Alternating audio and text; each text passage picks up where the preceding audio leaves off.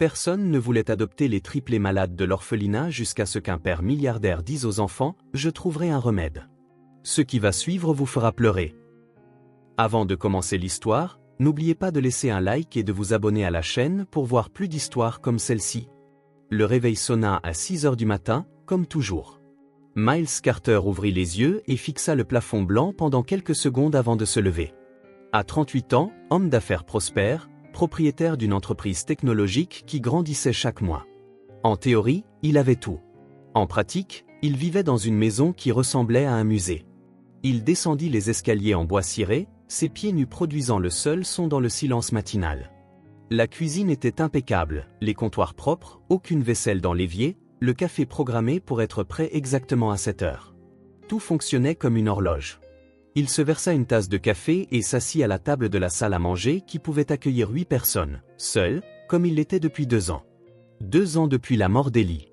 Son téléphone vibra, affichant des messages professionnels. Contrat à vérifier, réunion à confirmer, chiffres à analyser.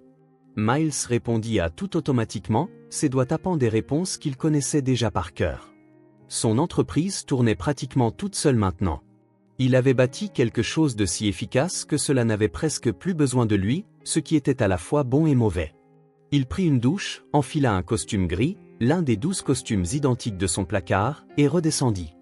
Dans le salon, il fit ce qu'il faisait chaque matin. Il regarda sa photo. Ellie, à 5 ans, souriant avec 2 dents de lait en moins, tenant un dessin qu'elle avait fait à l'école. Cheveux bruns en désordre, yeux vifs, ce sourire qui illuminait n'importe quelle pièce. Le cadre en argent était toujours propre, toujours à la même place sur l'étagère. À côté de la photo, le petit abat-jour qu'elle avait choisi pour le salon. Un abat-jour rose avec des papillons colorés. Pour rendre la maison plus joyeuse, papa, avait-elle dit. Miles alluma l'abat-jour. Il le faisait chaque matin, même si la maison était déjà baignée de lumière naturelle. Sa voiture était dans le garage, réservoir plein, tableau de bord impeccable. Il traversa les rues de Cedar Falls sans se presser. La ville comptait 40 000 habitants, le genre d'endroit où tout le monde se connaissait mais respectait l'espace de chacun.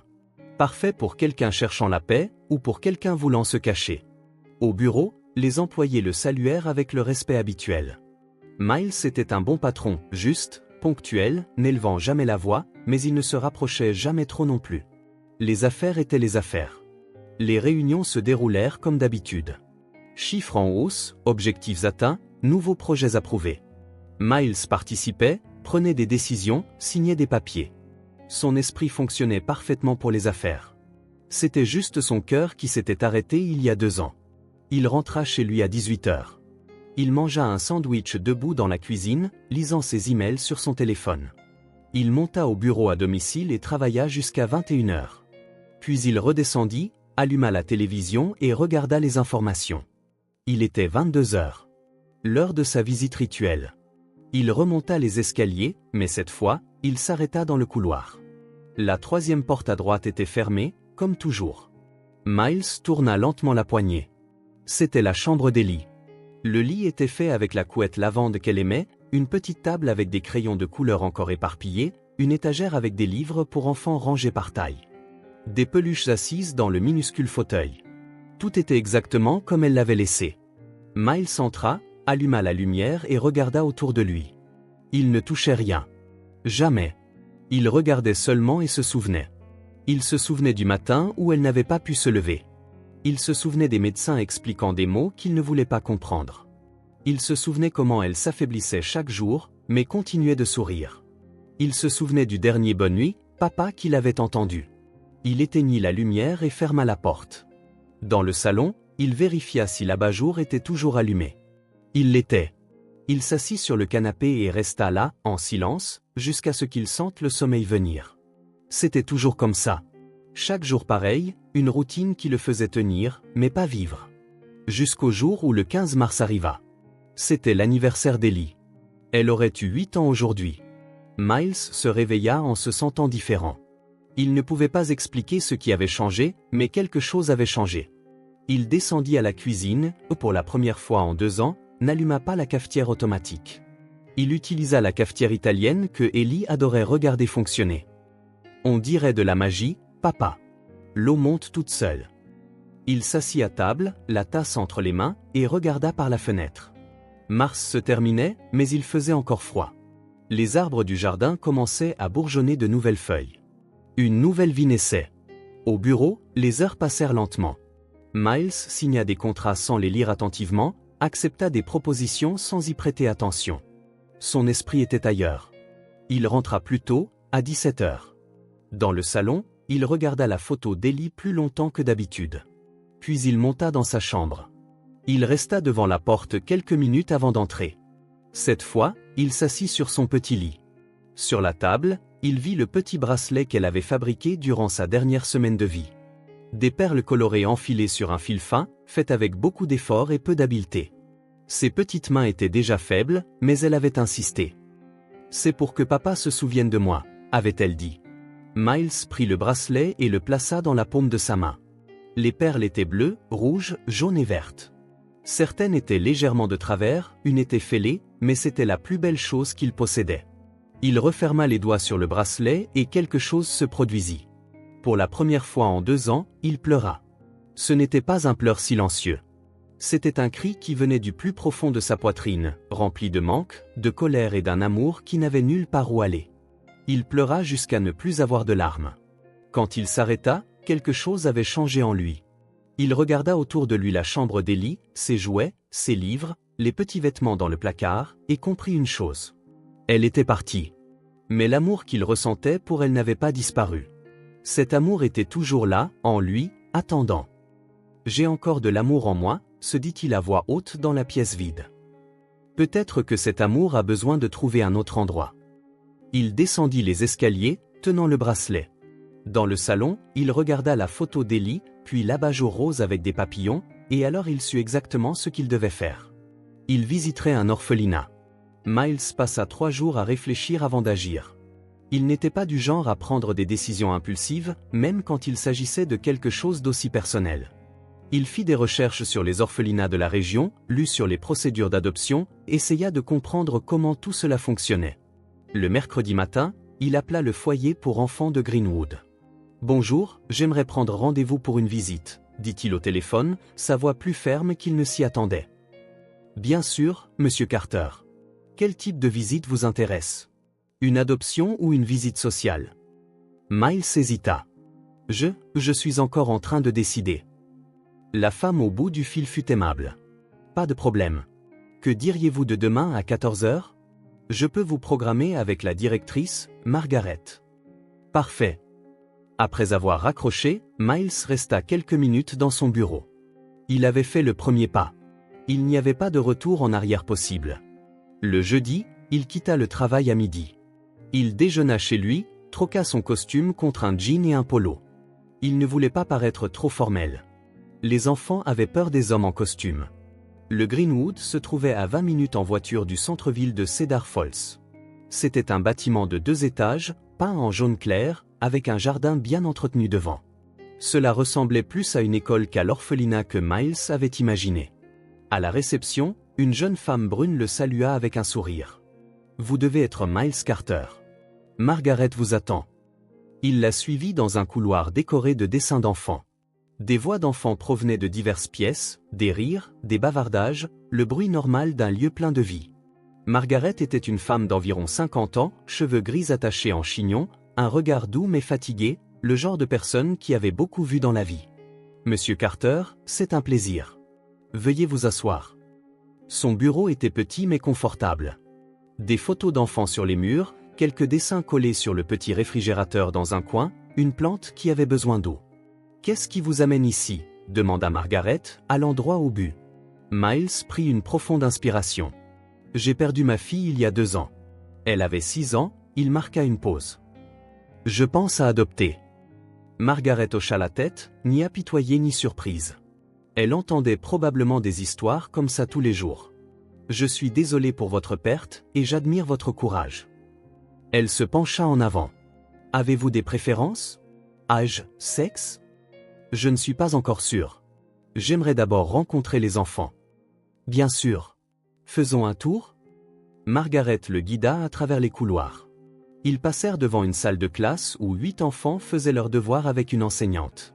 traversèrent une cafétéria où quelques enfants prenaient leur goûter, puis une salle de jeu remplie de jouets et de bruit. Les enfants étaient de tous âges, bébés, tout petits, quelques adolescents. Certains coururent vers Margaret, demandant de l'attention. D'autres observaient simplement Miles avec curiosité. « Combien d'enfants vivent ici ?» demanda Miles. « 42 en ce moment. La plupart ne restent que peu de temps. Nous leur trouvons rapidement des familles. » Margaret fit une pause. D'autres restent plus longtemps. Ils entrèrent dans la salle de récréation principale. Elle était grande, avec des tapis colorés au sol, des étagères pleines de livres et de jouets, des tables basses pour dessiner. Il devait y avoir environ 15 enfants là-dedans. La plupart étaient occupés. Un groupe jouait avec des cubes de construction. 3 garçons s'affrontaient sur un vieux jeu vidéo. Quelques filles jouaient à la poupée dans un coin. Et puis Miles les vit. Dans le coin le plus éloigné de la pièce, près de la fenêtre, 3 petites filles étaient assises en silence. Elles ne jouaient pas. Elles ne parlaient pas. Elles observaient simplement les autres enfants avec un regard qui semblait bien trop vieux pour des visages si jeunes. Elles étaient identiques, complètement identiques, cheveux bruns courts coupés de manière pratique, peau pâle, trop mince. Elles portaient des vêtements simples et propres, mais qui semblaient trop grands pour elles. « Ces 3-là, » dit Miles discrètement en les montrant du doigt. Margaret suivit son regard et soupira doucement. Sloan, Tessa et June. Des triplés. 5 ans. Quelque chose dans sa voix fit que Miles regarda la directrice. Depuis combien de temps sont-elles ici? Depuis qu'elles sont bébés. Elles ont été abandonnées à l'hôpital à leur naissance. Margaret baissa la voix. Elles ont une maladie génétique dégénérative. Elles sont toujours fatiguées. Elles ne peuvent pas jouer comme les autres enfants. Miles sentit quelque chose se serrer dans sa poitrine. Dégénérative? Les médecins expliquent que cela affecte leurs muscles et leur énergie. Elles se fatiguent très vite. Elles ont besoin de se reposer plus que la normale. Et Margaret hésita. Personne n'a jamais voulu les adopter. Personne. Les gens viennent ici chercher des enfants en bonne santé. Quand ils découvrent l'état des filles. Margaret secoua la tête. C'est compréhensible, je pense. Tout le monde n'est pas préparé. Miles regarda à nouveau les 3 fillettes. Elles restaient là, silencieuses, comme habituées à être ignorées. Puis-je leur parler? Margaret parut surprise. Bien sûr, mais elles sont très timides. Ils traversèrent la pièce. Les autres enfants continuaient de jouer, mais Miles remarqua que certains s'arrêtaient pour observer. Ils s'approchèrent des triplés. Les filles, dit doucement Margaret, voici Monsieur Miles. Il est venu vous voir. Les 3 levèrent les yeux. Miles vit qu'ils étaient bruns, de la même teinte que leurs cheveux, mais il y avait quelque chose en eux qui lui coupa le souffle. Résignation. Comme si elle savait déjà qu'elle n'était pas ce qu'il cherchait. Salut, dit Miles en s'accroupissant devant elle. Puis-je m'asseoir ici? La fillette du milieu hocha légèrement la tête. Miles s'assit par terre, les jambes croisées. Laquelle est laquelle? Demanda-t-il, essayant de paraître décontracté. La même fillette se désigna. June. Puis, à droite, Tessa. Et à gauche, Sloan. June. Celle qui parlait pour les autres. Enchanté de vous rencontrer. Je suis Miles. Silence. Les 3 le regardaient comme si elles étudiaient son visage. Êtes-vous ici pour choisir un enfant à emmener à la maison? Demanda June, sa voix basse mais claire. Miles sentit son cœur s'emballer. La question était si directe, si adulte pour une enfant de 5 ans. Je rencontre d'abord les enfants, répondit-il honnêtement. June échangea un rapide regard avec ses sœurs. Puis elle regarda à nouveau Miles. Vous devriez voir les autres enfants, dit-elle doucement. Nous sommes malades. Les mots frappèrent Miles comme un coup de poing. Ce n'était pas de l'apitoiement. C'était un fait, une enfant de 5 ans énonçant une vérité qu'elle avait apprise de la pire des manières. Miles regarda les 3. Sloan jouait nerveusement avec ses mains. Tessa gardait les yeux fixés au sol. June le fixait, s'attendant à ce qu'il se lève et s'en aille, comme tout le monde. Mais il ne se leva pas. « Mais je suis venu vous voir, vous » dit Miles avec une fermeté qui le surprit lui-même. June cligna des yeux. « Nous ? Vous ?» Pour la première fois, les 3 semblèrent se réveiller de quelque chose. Sloan arrêta de tripoter ses mains. Tessa leva les yeux. June pencha la tête, comme si elle essayait de comprendre un puzzle. « Pourquoi ?» murmura June. Miles ne savait pas quoi répondre. Il ne savait pas comment expliquer ce qu'il ressentait en les voyant là, si petites, si seules, si résignées. Il ne savait pas comment dire qu'il y avait quelque chose en elle qui lui rappelait l'acceptation silencieuse dont Ellie avait fait preuve lors de ces derniers jours. « Parce que vous avez attiré mon attention », dit-il simplement. Miles regarda les triplés pendant quelques secondes de plus. Elle l'observait comme si elles essayaient de mémoriser son visage, au cas où elle ne le reverrait jamais. « Les filles, c'était un plaisir de vous rencontrer », dit-il, mais il ne se leva pas encore. « Reviendrez-vous » demanda June si doucement que Miles faillit ne pas l'entendre. Il regarda les trois et il sut, à cet instant, que quelque chose avait changé en lui. « Je reviendrai », dit-il, et il pensait chaque mot. Miles se leva lentement. Les triplés restèrent assises, mais il y avait maintenant quelque chose de différent dans leurs yeux. Une minuscule étincelle qui n'était pas là auparavant. L'espoir. Il leur fit un signe de la main et s'éloigna avec Margaret. Quand ils atteignirent la porte de la pièce, il regarda en arrière une dernière fois. June, Tessa et Sloan étaient toujours au même endroit, mais maintenant elles chuchotaient entre elles. Pour la première fois, elles ressemblaient à trois fillettes de 5 ans. Miles ne put dormir cette nuit-là. L'image des trois filles assises silencieusement dans le coin de la pièce restait vivace dans son esprit. Ses yeux bruns, résignés et pourtant emplis d'une dignité silencieuse qui ne devrait pas exister chez des enfants si jeunes. À 3 heures du matin, toujours éveillé, il prit une décision. Le lendemain matin, il arriva au bureau plus tôt que d'habitude. Il envoya un email concis à son assistante « J'ai besoin de prendre ma journée. Gérer ce qui est urgent et reprogrammer mes réunions. » À 9 heures, il était devant le plus grand magasin de jouets de la ville. Il attendit impatiemment pendant 10 minutes jusqu'à son ouverture. Il fut le premier client à entrer. « Bonjour », dit-il à la vendeuse, une dame d'âge mûr qui arrangeait une étagère. « J'ai besoin de poupées. » La femme sourit. « Bien sûr, monsieur. Quel genre de poupée ? Nous avons les derniers modèles. Celle qui parle. »« Celle qui ? J'ai besoin de 3 poupées, interrompit Miles. « Exactement les mêmes. »« Oh, des triplés ?» demanda la vendeuse avec cet enthousiasme commercial. Miles hésita. « Oui, des triplés. » La femme le guida dans une allée remplie de jouets colorés jusqu'au rayon des poupées. Il y en avait des dizaines, peut-être des centaines. Des poupées qui pleuraient, qui marchaient, qui disaient des phrases préenregistrées, des poupées aux cheveux extravagants et au maquillage excessif. « Non », murmura Miles en regardant autour de lui.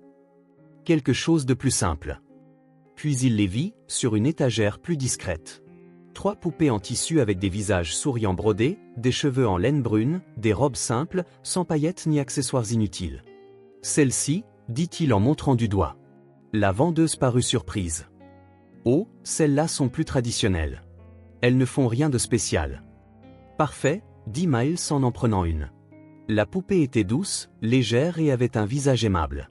« J'en ai besoin de 3 identiques. » La femme vérifia le stock. « Nous avons 4 exemplaires de ce modèle. »« Super, j'en prendrai 3. » Pendant que la vendeuse préparait les poupées, Miles regarda le rayon des vêtements pour poupées. Une idée lui vint.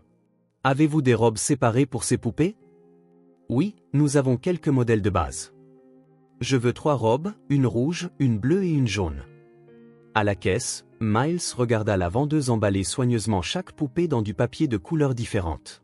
Elle semblait intriguée par cet homme en costume achetant des poupées simples un mardi matin. « Sont-ce des cadeaux pour vos filles ?» demanda-t-elle avec un sourire poli. Miles hésita de nouveau. « Oui, pour mes filles. » Quelque chose dans la façon dont il prononça ces mots fit battre son cœur plus vite. À midi, il était de retour au foyer pour enfants de Greenwood. Margaret l'accueillit avec une surprise évidente. « Monsieur Carter, nous ne nous attendions pas à vous voir si tôt. »« J'ai promis que je reviendrai, » répondit Miles, tenant le sac de cadeaux. « Les filles sont-elles disponibles pour une visite ?» Margaret hésita un instant. « Elles sont dans la salle de récréation, comme hier. Mais je dois vous avertir qu'aujourd'hui n'est pas un bon jour pour Tessa. Elle est plus fatiguée que d'habitude. »« Je comprends, » dit Miles. « Je ne les fatiguerai pas. Je veux juste leur donner quelque chose. » Margaret le conduisit par le même couloir que la veille. En chemin, une assistante s'approcha d'elle, lui chuchotant quelque chose d'urgent à propos d'une canalisation cassée. La directrice s'excusa. « Je dois m'occuper de ça. Ça vous dérange d'aller seule à la salle de récréation ? C'est au bout du couloir. » Aucun problème. Miles marcha lentement, essayant d'organiser ce qu'il allait dire. Il s'arrêta à la porte de la salle de récréation, observant quelques secondes avant d'entrer. Les triplés étaient dans le même coin que la veille. Tessa était allongée sur un petit canapé, tandis que Sloan et June étaient assises par terre à proximité. Elles n'avaient pas de jouets. Elles ne parlaient pas. Elles étaient juste là, comme de petits oiseaux attendant que le temps passe. Aucun des autres enfants ne s'approchait d'elles. Miles prit une profonde inspiration et entra. Les enfants les plus proches de la porte le remarquèrent en premier. Certains le reconnurent de la veille et chuchotèrent entre eux. Les chuchotements se propagèrent rapidement dans la pièce jusqu'à atteindre les triplés. June leva la tête et le vit. Ses yeux s'agrandirent un instant avant de retrouver leur expression neutre habituelle.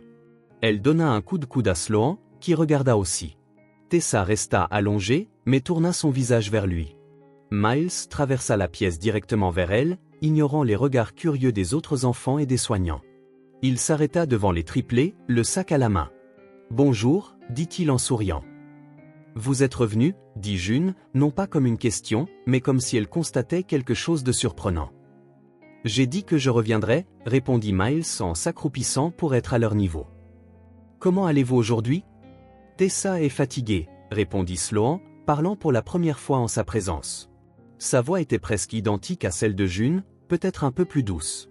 Miles regarda Tessa, qu'il observait de ses grands yeux fatigués depuis le petit canapé.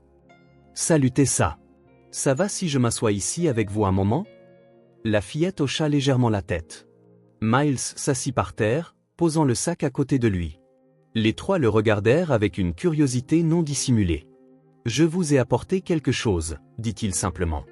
June et Sloan échangèrent de rapides regards. Tessa se redressa péniblement sur le canapé, s'appuyant sur ses coudes. Miles sortit les 3 paquets du sac et les posa par terre entre elles. Un pour June, un pour Tessa et un pour Sloan. Les fillettes regardèrent les paquets comme si elles n'avaient jamais vu de cadeau auparavant. Miles remarqua, avec un pincement au cœur, qu'elles n'avaient peut-être jamais reçu de présents individuels. « Vous pouvez les ouvrir » encouragea-t-il. June fut la première à tendre la main, hésitante, vers le paquet portant son nom. Elle le prit si délicatement qu'elle semblait craindre qu'il ne disparaisse. Sloan l'imita. Tessa eut besoin de l'aide de Miles pour atteindre le sien. Les 3 tinrent les paquets sans les ouvrir, regardant Miles comme si elles attendaient d'autres instructions. « Déchirez juste le papier » dit-il doucement. Avec des mouvements prudents, elles commencèrent à déballer les cadeaux. June fut la première à révéler sa poupée dans la robe rouge. Ses yeux s'agrandirent. « C'est pour moi » murmura-t-elle. « Juste pour toi » confirma Miles. Sloan ouvrit le sien ensuite, révélant la poupée identique dans la robe bleue. Tessa fut la dernière, découvrant la poupée dans la robe jaune. Les 3 restèrent silencieuses, regardant les poupées avec des expressions que Miles ne put déchiffrer.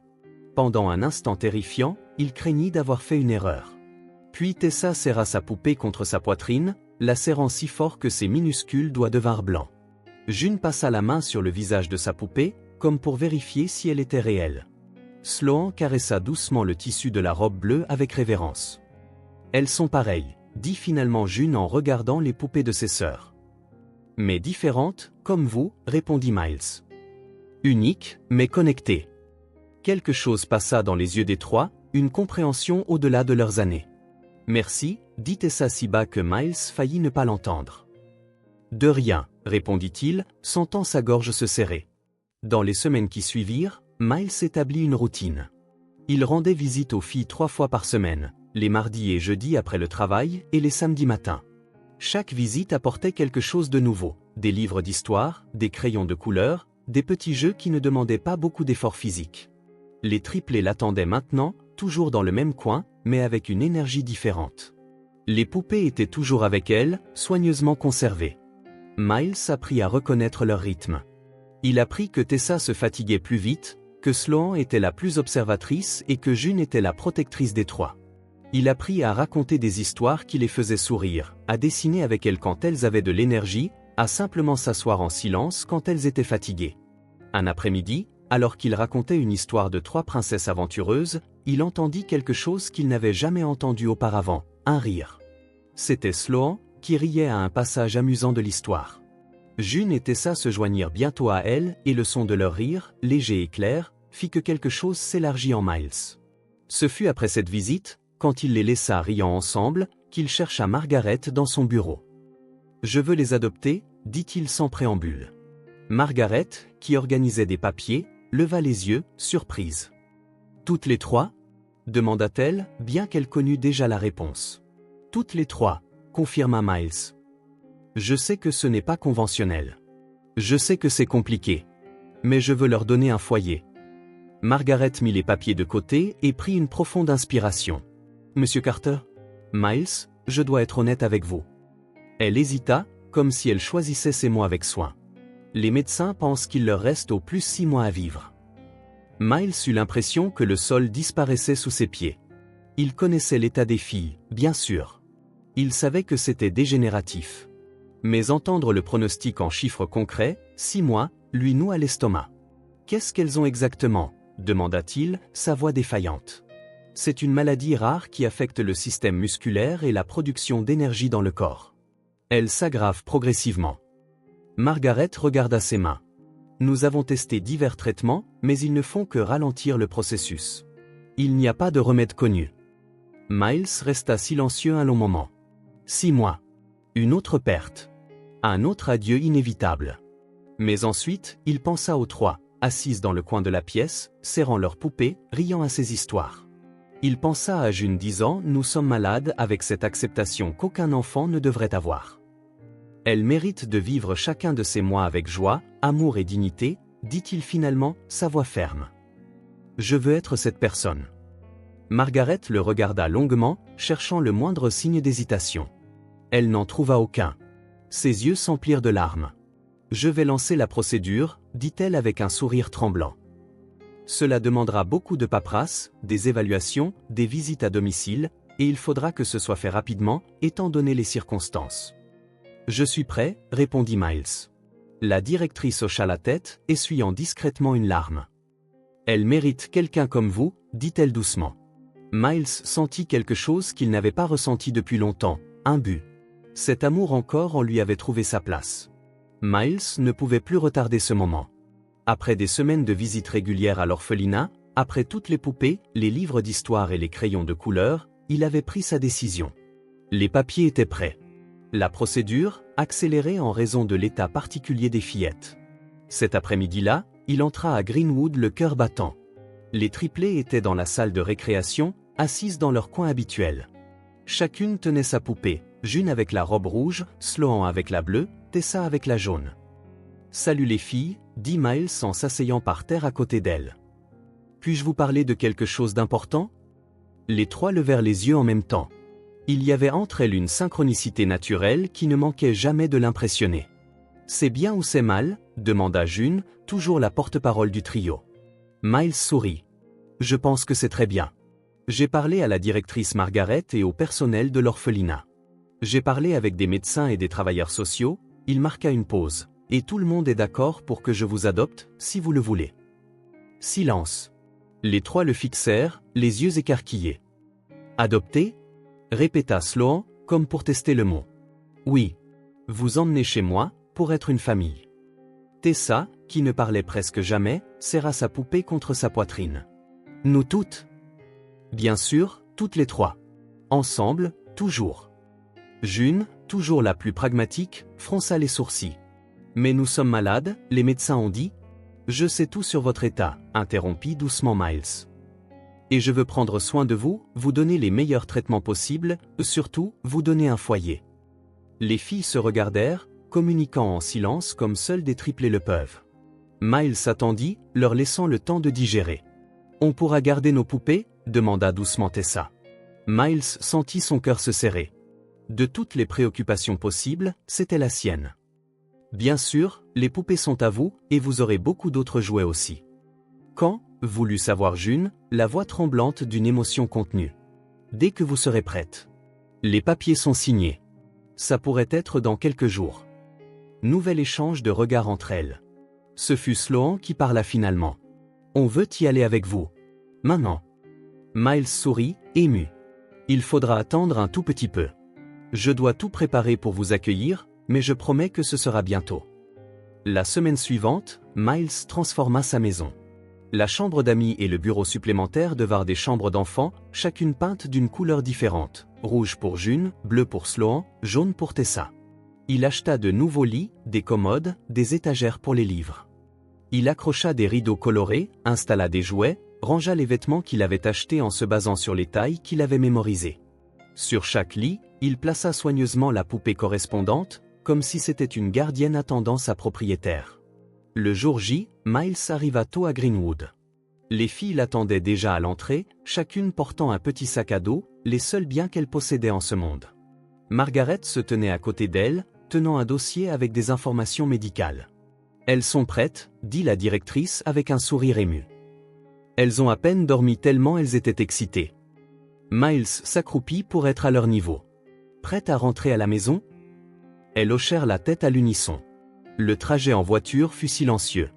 Du rétroviseur, Miles voyait les trois sur la banquette arrière, regardant par la fenêtre avec des expressions d'émerveillement et un peu de peur. Tessa tenait la main de June. Sloan gardait les yeux fixés sur le paysage qui défilait, comme pour mémoriser le trajet. « Nous y voilà », annonça enfin Miles en se garant devant le garage. La maison à 2 étages avec un jardin devant parut immense aux petites filles. Miles aida chacune d'elles à sortir de la voiture, notant comment elles se déplaçaient lentement, avec la prudence naturelle de celles qui devaient toujours économiser leur énergie. « Bienvenue », dit-il en ouvrant la porte d'entrée. Les filles entrèrent timidement, tenant toujours leur petit sac à dos. Le salon spacieux, avec un canapé confortable et des coussins colorés, leur sembla un tout nouveau monde. « Puis-je vous montrer le reste de la maison ?» demanda Miles en tendant la main. Tessa fut la première à prendre sa main. Les 2 autres suivirent. Miles les guida patiemment, montrant chaque pièce. La cuisine lumineuse avec des tabourets à leur hauteur près du comptoir, la salle à manger avec une grande table où elles prendraient leur repas ensemble, le jardin arrière avec la balançoire nouvellement installée. Quand ils montèrent à l'étage, lentement, respectant leur rythme, Miles les conduisit dans le couloir où 3 portes colorées attendaient. « Ce sont vos chambres », annonça-t-il en ouvrant la première porte, rouge comme la robe de la poupée de June. La fillette entra timidement, les yeux écarquillés à la vue de la chambre préparée spécialement pour elle. Le lit à baldaquin, les rideaux rouges, la bibliothèque avec des livres, le coffre à jouets, ou au centre du lit, sa poupée dans une robe rouge. « C'est juste à moi » demanda-t-elle, incrédule. « Juste à toi », confirma Miles. « Mais vous pouvez dormir ensemble quand vous voulez. » La réaction fut la même pour les autres chambres. Sloan pouvait à peine croire la chambre bleue avec son nom en lettres décoratives sur le mur. Tessa toucha le rideau jaune comme s'il était en or. « On n'a jamais eu de chambre séparée », commenta June, encore en train de digérer l'idée. « Vous décidez comment vous préférez », expliqua Miles. « Les chambres sont là, mais vous pouvez choisir comment les utiliser. » Les filles passèrent l'après-midi à explorer la maison, ouvrant les tiroirs, testant les lits, regardant par la fenêtre le jardin en contrebas. Miles observait de loin, leur laissant de l'espace pour s'habituer à leur nouvel environnement. Après un dîner simple que Miles prépara des pâtes à la sauce tomate, quelque chose de familier et réconfortant où les triplés demandèrent à jouer un peu avant de se coucher. Dans le salon, Miles étala des cubes colorés sur le tapis. Les filles s'assirent par terre et commencèrent à construire des structures simples, travaillant ensemble sans avoir besoin de beaucoup parler. Il remarqua comment leurs petites mains se déplaçaient avec précaution, économisant les mouvements. Il vit Tessa être la première à s'arrêter, posant sa tête sur le tapis, trop fatiguée pour continuer. Sloan suivit, s'asseyant un peu à l'écart, observant sa sœur plus persistante. June continua quelques minutes de plus, déterminée à finir la petite tour qu'elle construisait. Ses doigts tremblaient légèrement quand elle plaça le dernier cube. « Fini », dit-elle avec un sourire fatigué mais satisfait. Miles sourit en retour, impressionné par sa ténacité. « C'est magnifique. Vous êtes toutes très créatives. » Il ne suggéra pas d'autres activités, remarquant des signes évidents de fatigue. « Que diriez-vous d'un bain chaud et ensuite au lit ?» Les 3 hochèrent la tête, reconnaissantes de la suggestion.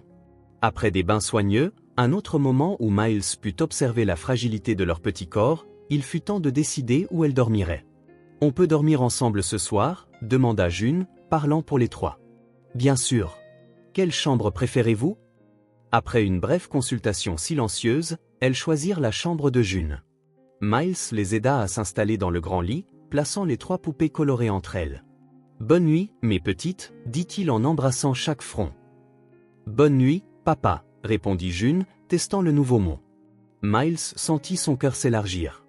Il laissa la porte légèrement entr'ouverte et une douce lumière allumée dans le couloir, comme elle l'avait demandé.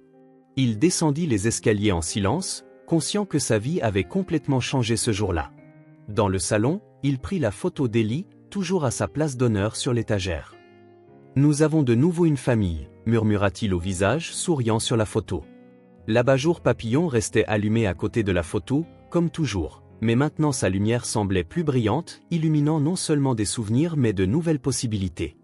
Miles s'assit sur le canapé, épuisé mais en paix. Il y avait beaucoup à apprendre sur ses filles, leurs préférences, leurs besoins spécifiques, leurs rythmes individuels. Mais il commençait déjà à comprendre leurs limites, à reconnaître quand elles avaient besoin de s'arrêter, à respecter l'économie d'énergie qu'elles devaient pratiquer. Une famille naissait là, sous ce toit, différente, fragile, avec un temps limité. Mais une famille quand même, et pour Miles, c'était tout ce qui comptait. Le premier mois en tant que père de 3 filles passa en un clin d'œil. Miles avait complètement réorganisé sa vie pour s'adapter aux besoins spéciaux des triplés. Il réduisit sa charge de travail, délégua des responsabilités dans l'entreprise et transforma la maison en un environnement sûr et accueillant pour ses filles. Mais il y avait quelque chose qu'il ne pouvait plus reporter. Les dossiers médicaux que Margaret lui avait donnés étaient détaillés mais incomplets.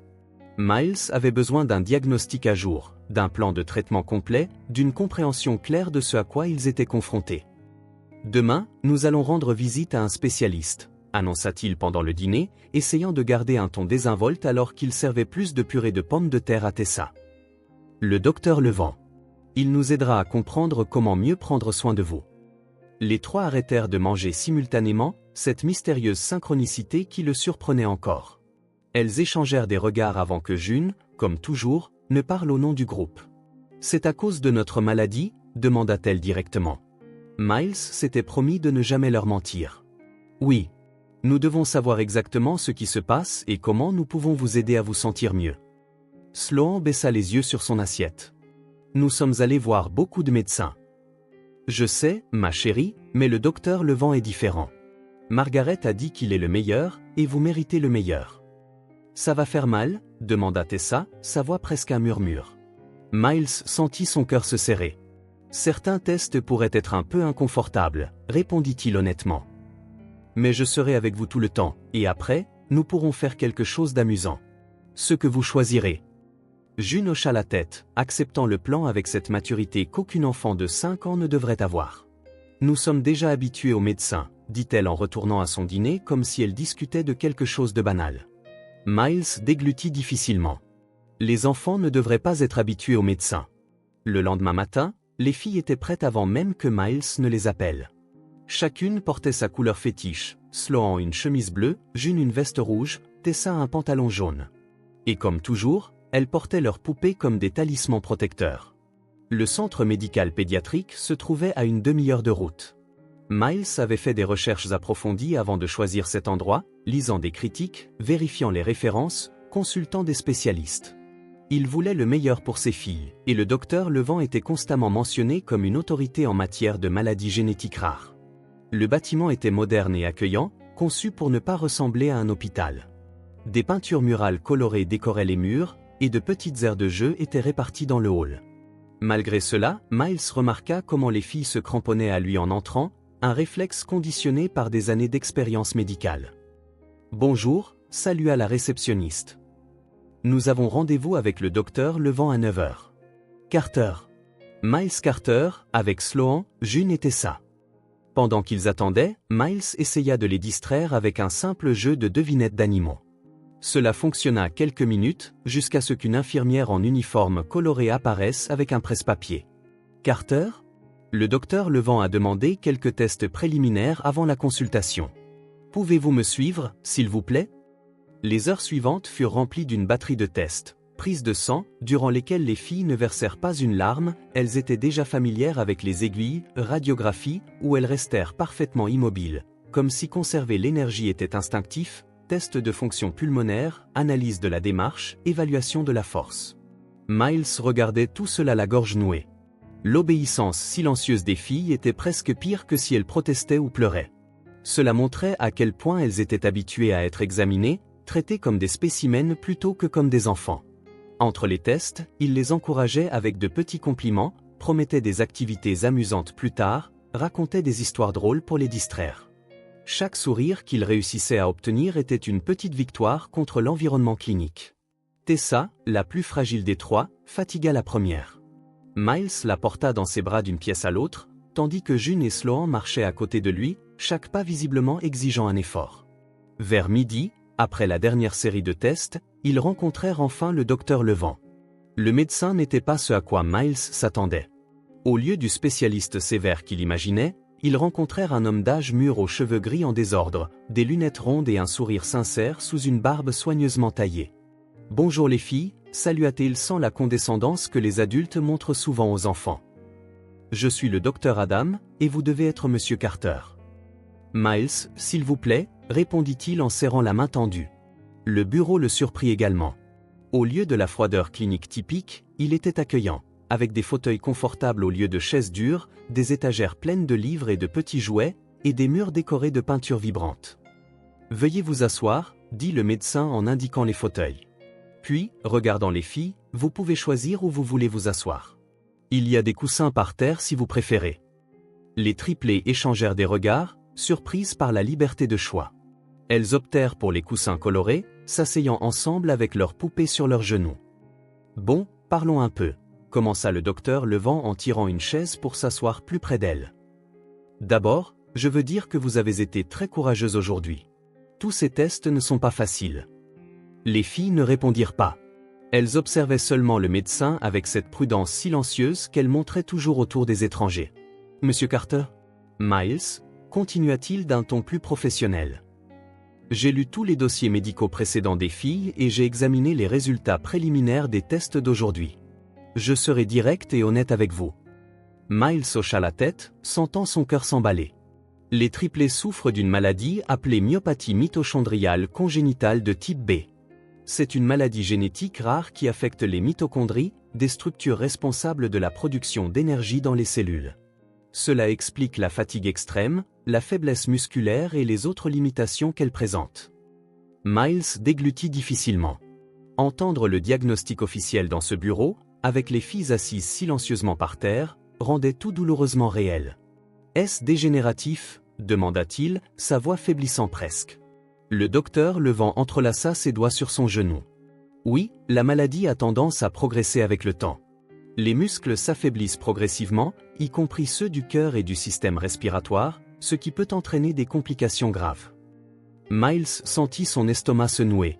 Il regarda les trois filles assises par terre, apparemment distraites par leurs poupées. Mais il savait qu'elles écoutaient. Elles écoutaient toujours tout. « Y a-t-il un traitement ?» demanda-t-il, essayant de garder sa voix stable. « Il n'y a pas de remède », répondit franchement le médecin. « Mais il existe des traitements qui peuvent ralentir la progression et améliorer considérablement la qualité de vie. » Quel genre de traitement ? Une approche multidisciplinaire est idéale. Kinésithérapie pour renforcer les muscles dans des limites sûres. Suppléments nutritionnels spécifiques. Surveillance cardiaque et respiratoire régulière. Dans certains cas, des médicaments expérimentaux qui aident la fonction mitochondriale. Miles hocha la tête, absorbant chaque mot, planifiant déjà mentalement comment mettre tout cela en œuvre. Mais le docteur Levent continua, se penchant légèrement en avant. Il y a quelque chose que les dossiers précédents ne montrent pas, que j'ai observé dans les tests préliminaires d'aujourd'hui. Quoi ? demanda Miles, tendu. Une amélioration subtile mais significative de certains paramètres, dit le médecin avec un léger sourire. Certains niveaux d'enzymes sont meilleurs que lors des tests précédents. La capacité pulmonaire a connu une petite augmentation. La force musculaire, bien que toujours bien inférieure à la normale pour leur âge, est légèrement supérieure. Miles cligna des yeux, confus. Est-ce possible ? Je pensais que la maladie ne faisait qu'empirer. Habituellement, oui. Mais la médecine n'est pas une science exacte, Miles. Et les enfants ne sont pas seulement des collections d'organes et de tissus.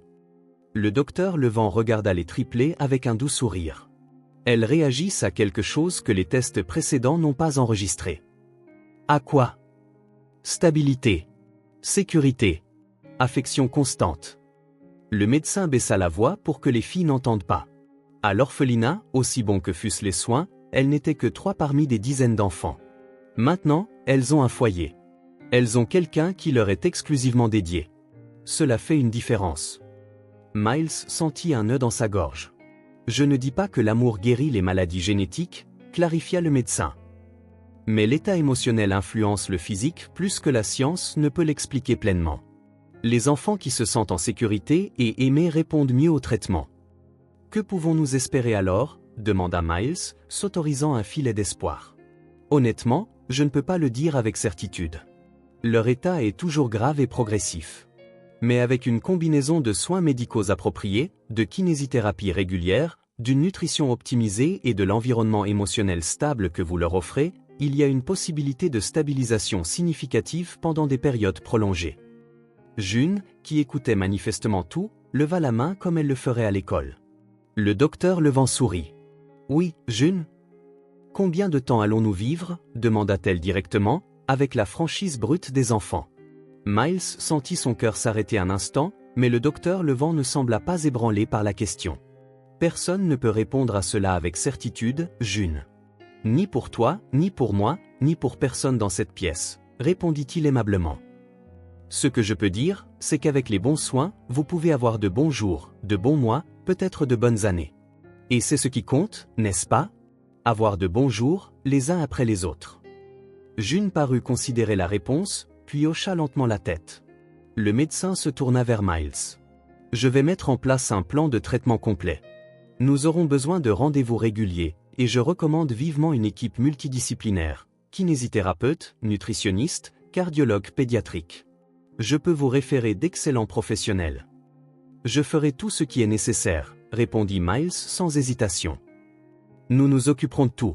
Je n'abandonnerai pas pour elle. » Le docteur Levant sourit, une approbation sincère dans les yeux. « Je sais que vous ne le ferez pas. Et ça, Miles, peut faire toute la différence. » Dans les semaines qui suivirent, la maison Carter gagna une nouvelle routine. Une kinésithérapeute douce nommée Sarah commença à venir 3 fois par semaine, transformant les exercices en jeux. « Ramassons toutes les couleurs de l'arc-en-ciel », disait-elle en éparpillant des cubes colorés dans le couloir pour que les filles les rassemblent, renforçant leurs muscles sans s'en rendre compte. Une nutritionniste élabora un plan de repas spécifique aux besoins des triplés, riche en nutriments soutenant la fonction mitochondriale. Les repas devinrent des événements colorés et créatifs. Brocoli monstre, château de patates douces, voiture en carotte. Les suppléments et vitamines furent intégrés à la routine matinale, transformés en un rituel presque magique. Potion d'énergie, appelait Miles, faisant rire les filles alors qu'elles avalaient les pilules avec du jus. Miles réorganisa complètement son travail. Il commença à déléguer davantage de responsabilités, installa un bureau à domicile, minimisa les déplacements. Les soirées étaient exclusivement consacrées aux filles, jeux de société à la table du salon, histoire avant de dormir, petite victoire célébrée avec enthousiasme. La maison, autrefois silencieuse comme un musée, avait maintenant des bruits de vie, rires occasionnels, conversations chuchotées entre les triplés, le son des crayons sur le papier alors qu'elles dessinaient pendant des heures à la table de la salle à manger. Et puis, presque imperceptiblement au début, de petits changements commencèrent à apparaître. Ce fut un matin ordinaire, en préparant le café, que Miles remarqua le premier signe. June montait et descendait les escaliers, se tenant à la rampe, mais sans s'arrêter pour se reposer comme elle le faisait habituellement. « Que fais-tu, ma puce ?» demanda-t-il, inquiet qu'elle ne se surmène. « Sarah a dit que monter les escaliers renforce les jambes, » répondit-elle, haletante mais déterminée. « Je m'entraîne. » Miles regarda, stupéfait, alors qu'elle accomplissait une autre montée sans montrer l'épuisement qui l'aurait terrassé par le passé après seulement quelques marches. Autrefois, une seule montée l'aurait laissé épuisée pour le reste de la matinée. Maintenant, elle défiait ses limites, testait de nouvelles possibilités. Avec Tessa, toujours la plus fragile des trois, le changement fut également subtil mais significatif. Pendant les sessions de jeu dans le salon, Miles commença à remarquer qu'elle restait engagée pendant des périodes de plus en plus longues. Auparavant, 15 minutes d'activité continue était sa limite absolue. Maintenant, elle pouvait passer une demi-heure, parfois plus, à construire des tours de cubes ou à colorier ses dessins élaborés. « Regarde, papa, dit-elle un après-midi en montrant un dessin où 3 filles jouaient dans un jardin. C'est nous dans le parc. C'est magnifique, Tessa. Tu as beaucoup travaillé dessus. Je ne suis pas si fatiguée aujourd'hui, répondit-elle avec un petit sourire qui illumina son visage pâle. Et elle retourna à son dessin, ajoutant des fleurs et des papillons sans avoir besoin de faire une pause pour reprendre son souffle. Sloan, toujours la plus silencieuse et la plus observatrice, surprit tout le monde quand elle commença à s'intéresser à de simples tâches ménagères. Un matin, Miles la trouva dans la cuisine, essayant d'atteindre des boîtes de céréales dans le placard. « Besoin d'aide » offrit-il. « Je veux mettre la table, » répondit-elle, déterminée. « Tu le fais toujours seul. » Miles l'aida à atteindre les boîtes, les assiettes et les couverts. Il regarda comment elle disposait tout sur la table avec un soin méticuleux, s'arrêtant pour reprendre son souffle, mais continuant ensuite. C'était une tâche simple, quelque chose que beaucoup de parents pourraient ne pas remarquer. Mais Miles savait ce que cela signifiait. Sloan avait maintenant assez d'énergie pour se soucier d'autre chose que de simplement exister. Elle avait la force de vouloir aider, de se sentir utile, de participer activement à la vie de famille. Lors de la consultation de suivi, un mois après la première, le docteur Levent ne cacha pas sa surprise face aux résultats des nouveaux tests. Il y a une amélioration constante de plusieurs paramètres, dit-il en examinant les chiffres. C'est subtil, mais significatif. Elles réagissent bien au traitement. Les filles sont différentes, confirma Miles. Plus vivantes. Exactement. Et c'est ce que les chiffres ne peuvent pas entièrement capturer. Le désir de participer, d'expérimenter, d'essayer de nouvelles choses. Le médecin sourit. Continuez à faire ce que vous faites, Miles. Ça fonctionne. Ce soir-là, en regardant les triplés jouer à un jeu de mémoire à la table du salon, un jeu qui, des semaines auparavant, aurait été trop épuisant, Miles réalisa quelque chose qui l'émut profondément. Tessa riait ouvertement quand elle trouvait une paire. June célébrait chaque victoire avec un petit coup de poing en l'air. Sloan, habituellement la plus réservée, souriait en regardant ses sœurs s'amuser. De petits moments de joie enfantine authentique, sans l'ombre constante de l'épuisement qui avait dominé chaque seconde auparavant. L'enfance s'éveillait en elle, pensa Miles, sentant les larmes lui monter aux yeux. Lentement, mais sûrement. Il y avait encore des limitations, bien sûr. Elle se fatiguait toujours plus vite que les autres enfants. Elles avaient toujours besoin de pauses fréquentes, de soins spéciaux et d'une surveillance constante. La maladie n'avait pas disparu et ne disparaîtrait jamais. Mais quelque chose avait changé. Une étincelle s'était allumée. 3 petites âmes qui avaient accepté leur sort avec une résignation prématurée commençaient maintenant à entrevoir des possibilités. Et pour Miles, c'était tout ce qui comptait. 5 mois s'étaient écoulés depuis l'arrivée des triplés chez Miles. 5 mois de découverte, d'adaptation, de petites victoires quotidiennes. La maison, autrefois silencieuse comme un musée de souvenirs figés, pulsait maintenant de vie, encore calme, encore prudente, mais indéniablement vivante. Les filles avaient évolué d'une manière qui surprenait même le docteur Levent. Ce n'étaient pas des miracles. La maladie persistait, la fragilité demeurait, et la fatigue était toujours une constante. Mais il y avait des améliorations que personne n'avait prévues. De petits pas qui, additionnés, formaient une nouvelle réalité. Cet après-midi d'automne, Miles travaillait dans son bureau improvisé dans le salon. Il préférait rester en bas, où il pouvait entendre les filles jouer. Elles étaient dans la salle à manger, dessinant à la grande table en bois, leurs crayons de couleur produisant le seul son dans la maison, mis à part leurs conversations chuchotées occasionnelles. Miles était si concentré sur ses rapports qu'il ne remarqua pas quand June se leva de table. Il ne réalisa sa présence que lorsqu'elle fut déjà à côté d'un vieux buffet, fixant un cadre en argent. « Qui est-ce » demanda June, sa voix douce brisant le silence. Miles leva les yeux. Son cœur rata un battement quand il vit ce que June regardait. La photo d'Ellie, souriant, tenant un dessin qu'elle avait fait à l'école. Le cadre en argent qu'il nettoyait chaque semaine, religieusement, même après l'arrivée des filles. C'était étrange, pensa Miles, qu'après 5 mois, ce soit la première fois que l'une d'elles pose des questions sur la photo. Peut-être l'avait-elle remarqué avant, mais avait respecté cet espace silencieux qui semblait lui appartenir exclusivement. « Viens ici », dit Miles en fermant son ordinateur portable et en tendant la main. June s'approcha. Tessa et Sloan, sentant que quelque chose d'important se passait, quittèrent également leur dessin et rejoignirent leur sœur avec cette synchronicité silencieuse qui les liait toujours. Miles prit délicatement le cadre et le tint pour que les 3 puissent mieux voir. « C'est Ellie », dit-il, sa voix plus ferme qu'il ne s'y attendait. Elle avait 5 ans sur cette photo, presque votre âge. June toucha le bord du cadre avec ses petits doigts. « C'était ta fille, demanda-t-elle directement, avec cette franchise que seuls les enfants possèdent. Miles sentit le serrement familier dans sa poitrine, mais ce n'était pas aussi douloureux qu'avant. C'était plus comme toucher une vieille cicatrice. La marque était là, mais la blessure ne saignait plus. Elle l'était, confirma-t-il en regardant le visage souriant sur la photographie.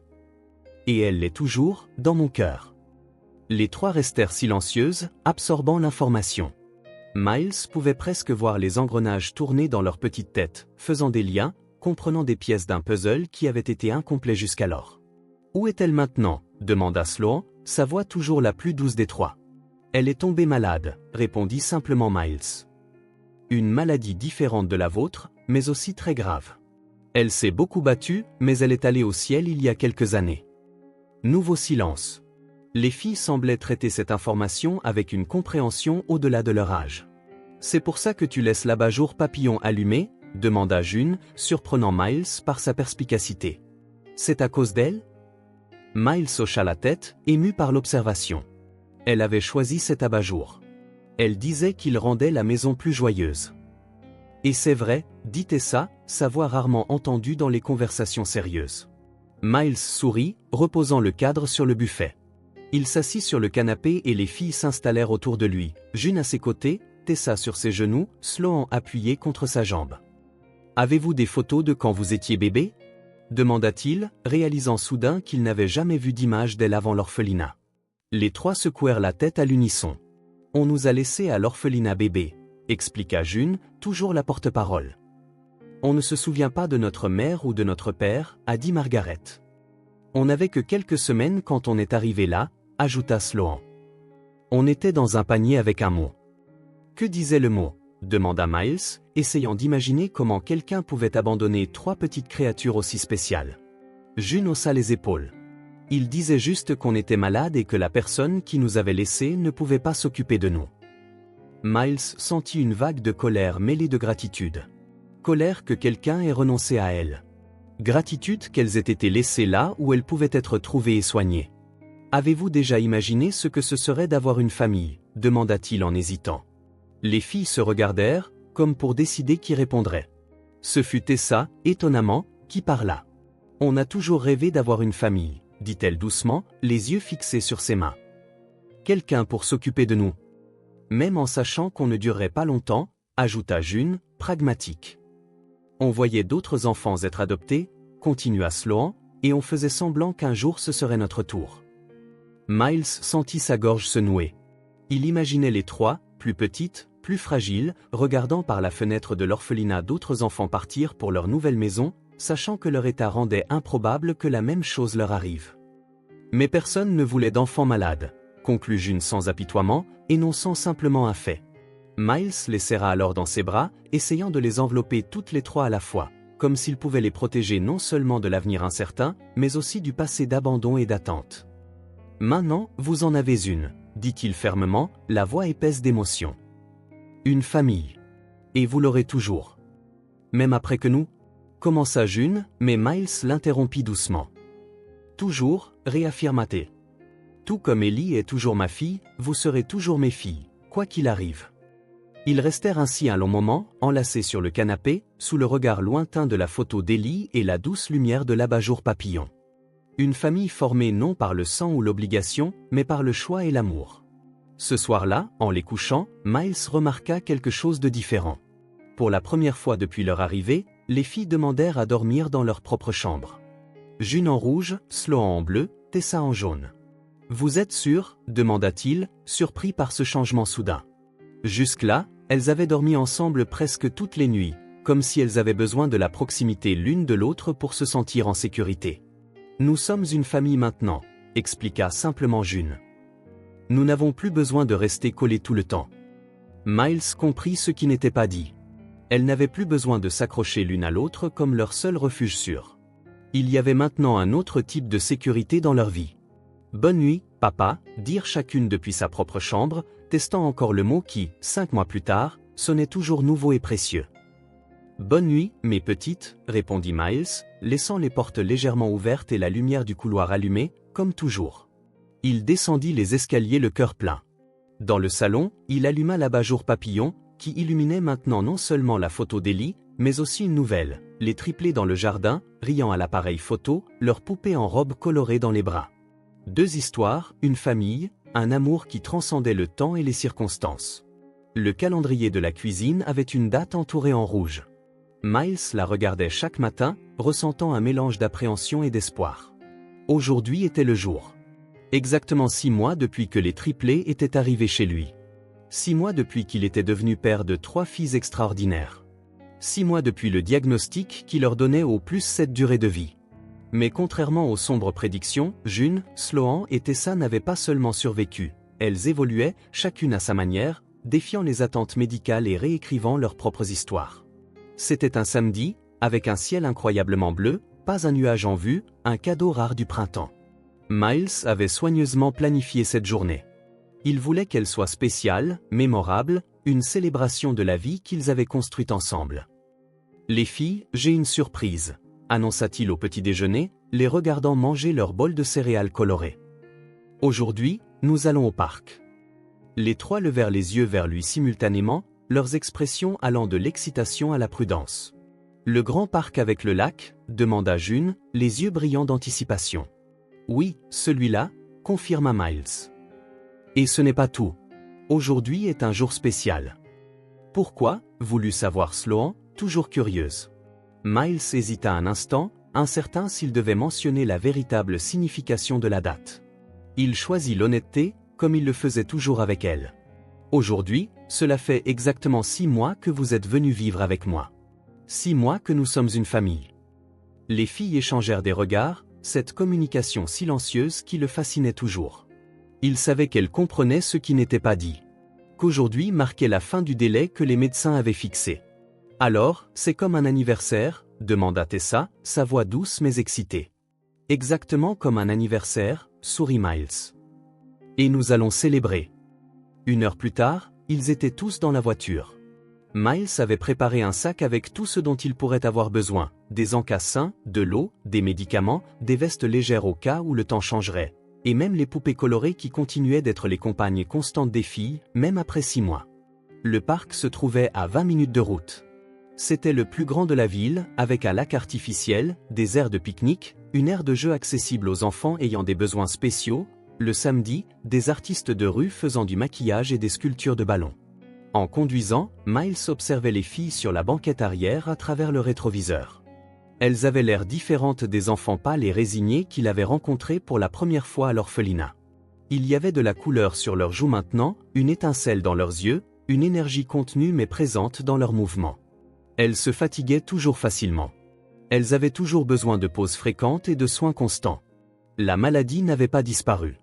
Mais quelque chose avait fondamentalement changé dans la façon dont elles affrontaient leurs limitations. « Regardez les canards !» s'exclama Sloan lorsque la voiture approcha du parc. Toujours observatrice, elle était généralement la première à remarquer les détails autour d'elle. Miles se gara aussi près que possible de l'entrée pour minimiser la marche. Même avec leur progrès des derniers mois, les longues distances restaient un défi pour les filles. « Nous avons toute la journée », dit-il en les aidant à sortir de la voiture. « Nous irons lentement et profiterons de chaque instant. D'accord ?» Elles hochèrent la tête, déjà habituées au rythme qui leur convenait le mieux, des périodes d'activité entrecoupées de repos fréquents. Le parc était animé mais pas bondé. Des familles étalées sur les pelouses, des enfants courant et criant sur l'aire de jeu, des couples se promenant main dans la main autour du lac. Miles sentit un pincement momentané, sachant que ses filles n'auraient jamais l'énergie exubérante de ses autres enfants. Mais le sentiment passa rapidement quand il vit les yeux des filles s'écarquiller devant les possibilités qui s'offraient à elles. « On peut d'abord nourrir les canards ?» demanda June en montrant le lac où plusieurs oiseaux nageaient paisiblement. « Bien sûr », sourit Miles. « J'ai même apporté un peu d'avoine pour les nourrir. » Ils marchèrent lentement jusqu'au bord du lac. Miles étendit une couverture sur l'herbe pour qu'elle puisse s'asseoir et se reposer tout en regardant les canards. Il tendit de petites poignées d'avoine à chacune, leur apprenant à tendre doucement les bras pour ne pas effrayer les oiseaux. La joie sur les visages des filles lorsque les canards s'approchèrent, confiants, pour picorer la nourriture de leurs mains était quelque chose que Miles savait qu'il garderait à jamais dans sa mémoire.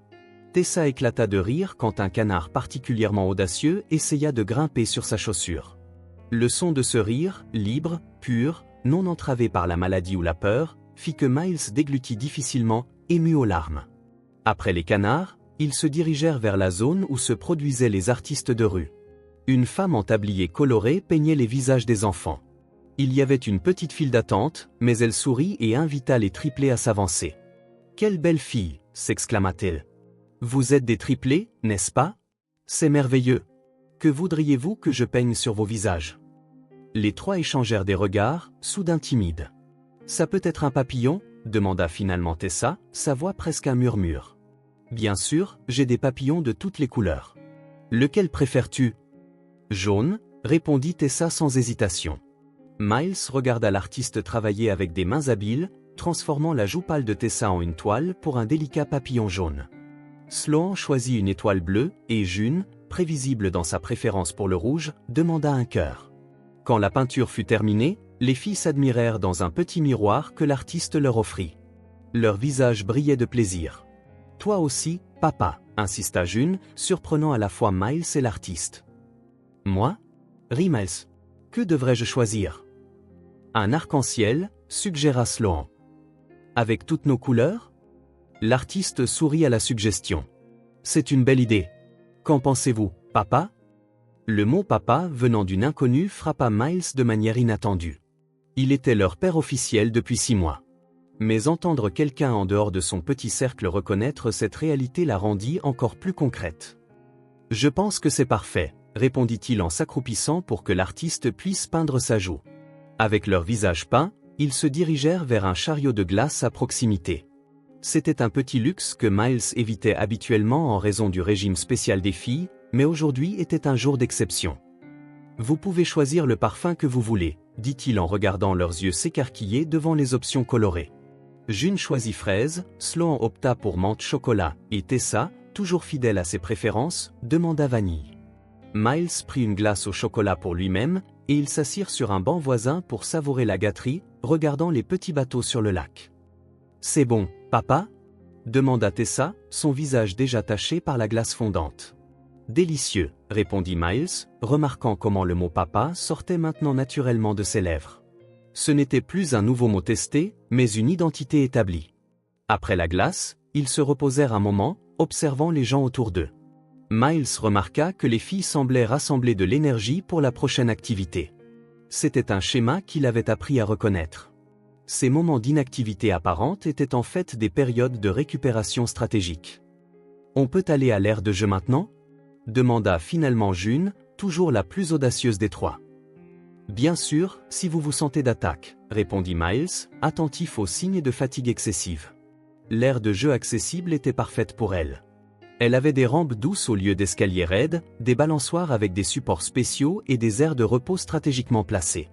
Miles regarda les trois explorer l'espace, chacune à son rythme. June se dirigea directement vers le petit toboggan, grimpant lentement par la rampe et glissant avec un cri joyeux. Sloan préféra les balançoires, où elle pouvait se déplacer sans trop d'efforts. Tessa, la plus prudente, essaya un manège à mouvement lent où elle pouvait contrôler la vitesse. Miles sortit son téléphone et commença à prendre des photos. Il voulait capturer chaque instant, chaque sourire, chaque petite victoire de la journée. Les papillons jaunes sur les joues de Tessa, l'étincelle déterminée dans les yeux de June alors qu'elle grimpait le toboggan pour la 3e fois, l'expression sereine de Sloan alors qu'elle se balançait doucement, le visage tourné vers le soleil. « Papa, regarde-moi » appela June en agitant la main depuis le haut du toboggan. « Je te vois, ma chérie » répondit Miles en prenant une autre photo. « Tu es incroyable. » Ils jouèrent pendant près d'une demi-heure, un record pour leur standard, avant que les premiers signes de fatigue n'apparaissent. Tessa fut la première, comme toujours, s'asseyant sur l'un des bancs, sa respiration légèrement accélérée. Sloan la rejoignit bientôt, et finalement June, réticente à s'arrêter mais consciente de ses limites. Miles s'approcha avec des bouteilles d'eau et des lingettes pour essuyer la sueur de leur visage. « Vous avez été incroyable aujourd'hui, » dit-il en aidant Tessa à boire son eau. « Je ne vous ai jamais vu jouer aussi longtemps d'un coup. »« C'est parce qu'aujourd'hui est spécial, » répondit June entre 2 gorgées d'eau. « C'est notre anniversaire de famille. » Miles sourit, touché par la façon dont elle avait compris et nommé l'occasion. « Et aussi parce que nous sommes plus fortes maintenant, » ajouta Sloan, toujours attentive aux détails. « Sarah a dit que nos muscles s'améliorent. » Sarah, la kinésithérapeute, avait en effet commenté les progrès graduels des filles lors de la dernière séance. De petites améliorations qui, sur 6 mois, faisaient une différence notable. « Voulez-vous faire autre chose, ou préférez-vous rentrer à la maison et vous reposer ?» demanda Miles, toujours attentif aux signes de fatigue excessive. Les trois échangèrent de nouveau des regards, cette communication silencieuse. « On peut rester juste un peu plus longtemps ?» demanda June. « Peut-être près du lac encore, juste pour regarder. » « Bien sûr, » accepta Miles, soulagé qu'elles reconnaissent leurs limites sans frustration. Ils retournèrent lentement au bord du lac, où Miles étendit de nouveau la couverture sur l'herbe. Les filles s'assirent, fatiguées mais visiblement satisfaites. June posa sa tête sur l'épaule de Miles, Tessa s'allongea partiellement, utilisant sa jambe comme oreiller. Sloan s'assit droite mais s'appuya légèrement contre son bras. Le soleil commençait à baisser, projetant une lumière dorée sur le lac. Les familles commençaient à remballer, se préparant à rentrer chez elles après une journée de jeu. Miles regarda ses filles, leur visage encore décoré de peinture maintenant maculé, leurs yeux lourds d'une bonne et saine fatigue. « Aujourd'hui est un jour que je n'oublierai jamais, » dit-il doucement, presque pour lui-même. « Nous ne l'oublierons pas non plus, » répondit June, suivi de hochements de tête endormis de Tessa et Sloan. Miles sentit ses yeux piquer. Il y a 6 mois, selon les prédictions les plus pessimistes, ce jour aurait pu être très différent. Au lieu de sourire, de glace et de maquillage, il aurait pu être confronté à ce qu'il avait affronté avec Ellie, hôpitaux, médicaments, l'adieu progressif et impuissant. Mais elles étaient là, fatiguées oui, limitées par la maladie oui, mais vivantes. Pas seulement survivantes, mais vivantes, jouant, expérimentant, grandissant. Le trajet de retour à la maison fut silencieux, les filles endormies sur la banquette arrière, épuisées par l'aventure. Miles conduisit lentement, réticent à mettre fin à cette journée parfaite, à cette étape qui signifiait tant. Dans les jours qui suivirent, les photos du parc ornèrent le réfrigérateur, rappel coloré d'une journée de ciel clair et de cœur léger. Les filles retournèrent à leur routine de kinésithérapie, de rendez-vous médicaux et de jeux soigneusement chronométrés à la maison. Puis, près d'une semaine après la sortie au parc, Miles se réveilla avec un son auquel il ne s'attendait pas, une toux. Elle venait de la chambre de Tessa. Il se leva rapidement et trouva la plus petite des triplées assise sur le lit, toussant sèchement et avec persistance. Son front était chaud au toucher. « Je ne me sens pas bien, papa », murmura-t-elle, sa voix rauque. Avant que Miles ne puisse répondre, il entendit une autre toux provenant de la chambre de June. Et puis, comme suivant un scénario invisible, Sloan apparut à la porte de la chambre de Tessa, pâle et clairement fiévreuse. « Toi aussi ?» demanda-t-il à Sloan, qui hocha seulement la tête, serrant sa poupée bleue contre sa poitrine. La panique commença à monter dans la poitrine de Miles. Toutes les trois malades en même temps étaient son pire cauchemar. Avec leur état, même une simple grippe pouvait être dangereuse, surchargeant des systèmes déjà affaiblis. « Allons à l'hôpital », décida-t-il, essayant de garder sa voix calme alors qu'il aidait chacune d'elles à s'habiller. Dans la voiture, il essaya de ne pas montrer sa peur, mais son esprit revivait ses derniers jours avec Ellie. Le déclin soudain, les médecins impuissants, l'adieu inévitable. Il ne pouvait pas revivre ça. Pas avec les trois. Pas maintenant. À l'hôpital, le docteur Levent était de service. Un coup de chance qui apporta un certain soulagement au cœur battant de Miles. Le médecin examina chaque fille attentivement, effectua des tests rapides et ordonna des analyses de sang. « Miles, vous devez vous calmer », dit finalement le docteur Levent en le tirant à l'écart pendant qu'une infirmière s'occupait des triplés. « Votre anxiété les rend plus nerveuses. »« Elles sont... » Miles ne put finir sa phrase. « Elles ont la grippe », dit fermement le docteur Levent. « Une forte grippe, oui, mais juste la grippe. Ce n'est pas leur état qui s'aggrave. » Miles sentit ses jambes flageoler de soulagement. « Vous êtes sûr ? » ?»« Absolument. Les tests montrent des marqueurs viraux classiques, et il n'y a aucun signe de détérioration des paramètres que nous surveillons concernant leur myopathie. » Le médecin lui tapota gentiment l'épaule. « Elles auront besoin de repos, d'hydratation et des médicaments que je vais prescrire, mais elles iront bien, Miles. » Miles hocha la tête, sentant le nœud dans sa gorge commencer à se dénouer. « Puis-je les ramener à la maison ? » ?»« Oui, je préfère qu'elles restent dans un environnement familier. Gardez-les simplement bien hydratées et appelez-moi si la fièvre dépasse 39 degrés Celsius ou si leur respiration devient très difficile. » Les jours suivants furent intenses. Miles aménagea la chambre pour que les trois puissent rester ensemble, ce qui lui facilitait la surveillance. Il installa un humidificateur pour soulager leur voie respiratoire, suivit rigoureusement le programme de médication et dormit à peine, vérifiant leur température tout au long de la nuit. Les filles, habituées à affronter les inconforts physiques, furent étonnamment patientes. Elles ne se plaignirent pas, prirent les médicaments sans protester et essayèrent même de s'encourager mutuellement lorsque leur énergie le permettait. La troisième nuit, lorsque la fièvre baissa enfin et que la toux commença à s'améliorer, Miles s'assit sur le bord du lit où les trois reposaient ensemble, regardant un dessin animé sur la petite télévision qu'il avait placée dans la chambre.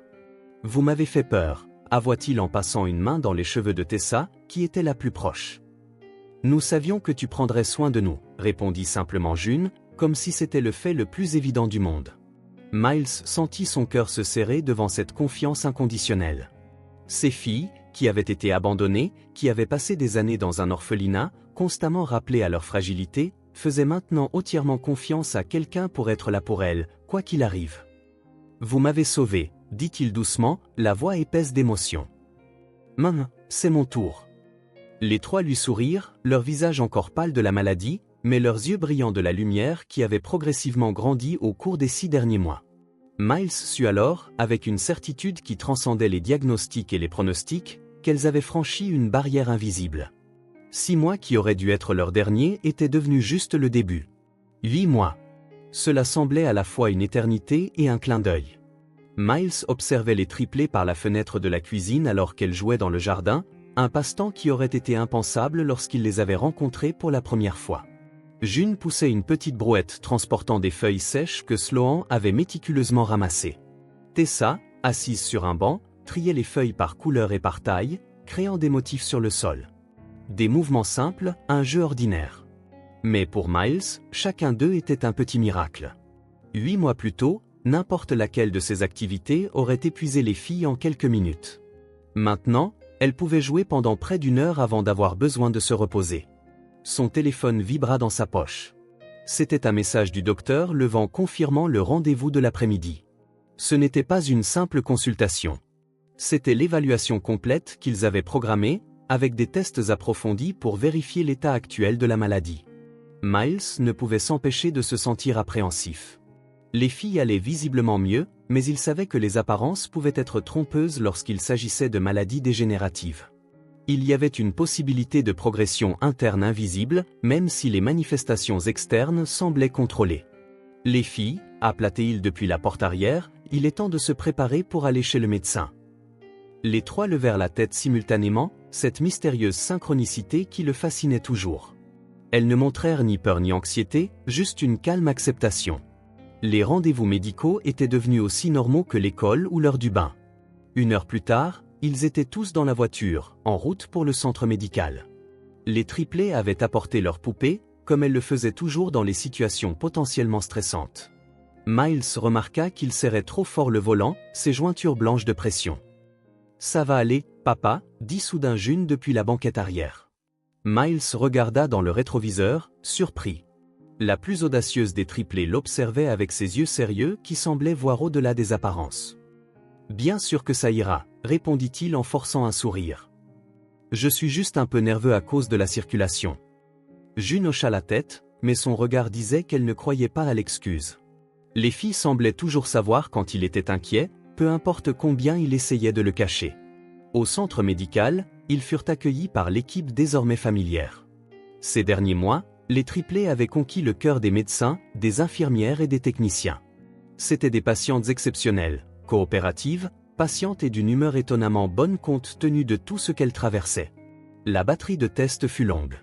Prise de sang, biopsie musculaire minimalement invasive, test de fonction pulmonaire, évaluation cardiaque, examen neurologique. Les filles affrontèrent tout cela avec cette bravoure silencieuse qui brisait encore le cœur de Miles. Elles ne se plaignirent pas, ne pleurèrent pas. Elles serraient seulement un peu plus fort leurs poupées colorées pendant les procédures les plus inconfortables. Après les tests, elles furent dirigées vers la salle d'attente pendant que les résultats étaient traités et analysés. Miles essaya de les distraire avec un jeu de devinettes, mais son esprit revenait sans cesse aux nouvelles possibles qu'il recevrait. Il avait tant lu sur leur maladie ces derniers mois. Il savait que même avec tous les soins, la myopathie mitochondriale suivait généralement un cours inexorable. « Monsieur Carter », appela une infirmière, « le docteur Levent est prêt à vous voir. » Miles prit une profonde inspiration, prenant Tessa dans ses bras par habitude. Elle fatiguait toujours plus rapidement après les tests. June et Sloan marchaient à côté de lui, s'accrochant à son pantalon comme elles le faisaient quand elles étaient nerveuses. Le bureau du docteur Levent était familier maintenant. L'environnement accueillant, les murs colorés, les petits jouets et livres stratégiquement placés. Le médecin lui-même les accueillit avec son sourire caractéristique. Mais Miles remarqua quelque chose de différent dans ses yeux aujourd'hui. Une lueur qu'il n'avait pas vue auparavant. Fauteuil confortable. Comment vont mes patientes préférées aujourd'hui? Fatiguée, répondit honnêtement June, toujours la porte-parole du groupe. J'imagine, après tous ces tests, sourit le médecin. Mais vous avez été très courageuse, comme toujours. Miles pouvait à peine contenir son anxiété. Et les résultats, docteur? Le docteur Levent ouvrit un dossier sur son ordinateur, ajustant ses lunettes rondes. Son visage s'illumina d'un sourire qui fit rater un battement au cœur de Miles. J'ai des nouvelles, dit le médecin en regardant directement Miles, puis chacune des filles. Et ce sont les meilleures nouvelles que nous pouvions espérer.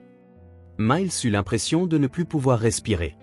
Qu'est-ce que cela signifie? Cela signifie, continua le docteur Levent en tournant l'écran pour montrer des graphiques et des images que Miles ne comprenait pas entièrement, que la maladie s'est stabilisée. Aucun signe de progression ces derniers mois. En fait, sur certains paramètres, nous observons même une légère amélioration. Miles cligna des yeux, incertain d'avoir bien compris. Stabilisé? Exactement, confirma le médecin. Nous avons comparé les tests d'aujourd'hui à la dernière batterie complète et au diagnostic initial. Leur état, qui aurait dû progresser, a tout simplement cessé d'avancer. Miles regarda les filles, qui observaient la conversation avec une attention solennelle. Elles semblaient comprendre la gravité du moment, même sans saisir pleinement les termes médicaux.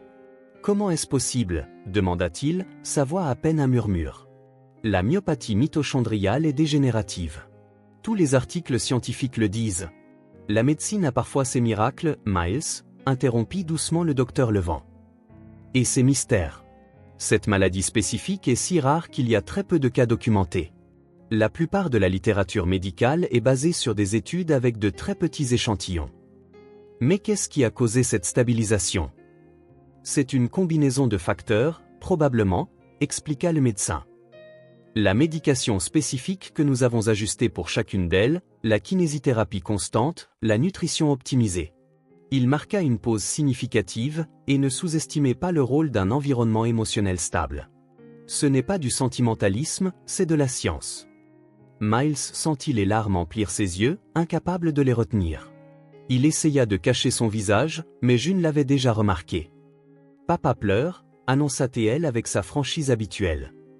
Parfois, les adultes pleurent quand ils sont très heureux, expliqua le docteur Levent avec un doux sourire.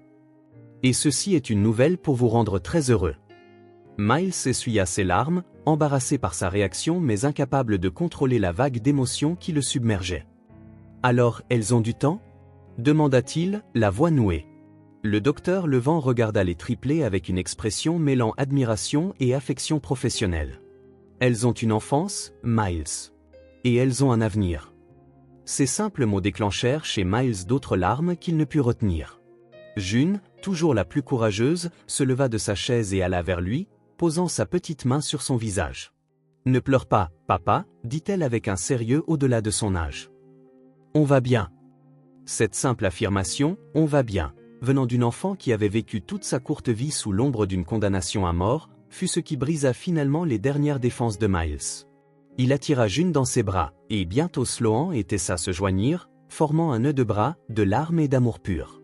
Le docteur Levent observa la scène avec un sourire discret, leur laissant le moment dont ils avaient besoin.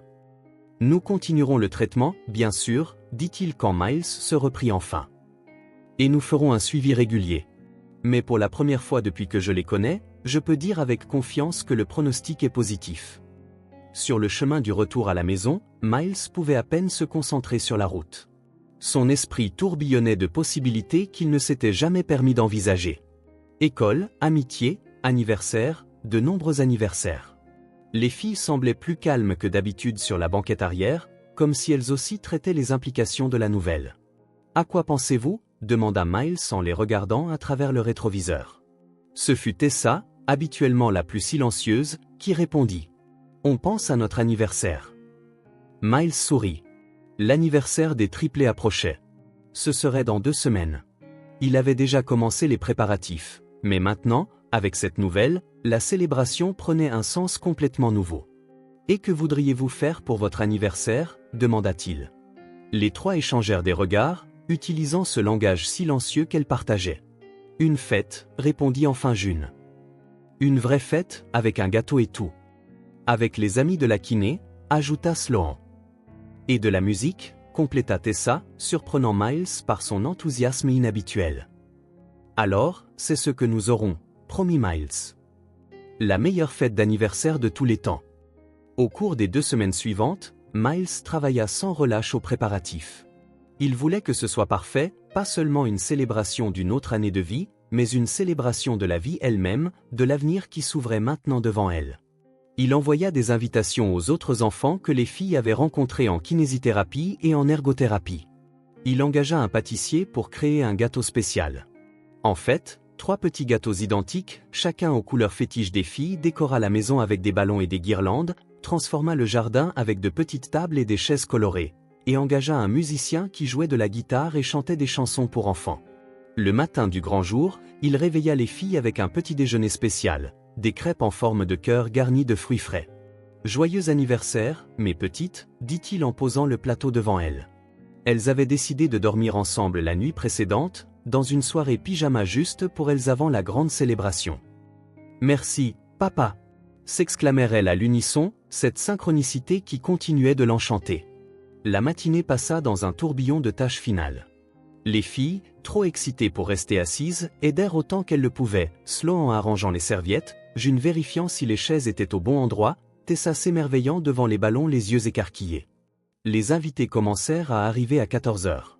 Des enfants avec leurs propres histoires de défis surmontés, certains en fauteuil roulant, d'autres avec des appareils auditifs, d'autres encore avec des cicatrices visibles d'opération. Leurs parents apportèrent des cadeaux et des sourires complices à Miles, cette compréhension partagée de ceux qui vivaient aussi des jours d'hôpital et des nuits d'inquiétude. Les triplés, d'habitude si calmes et observatrices, s'épanouirent en présence de leurs amis.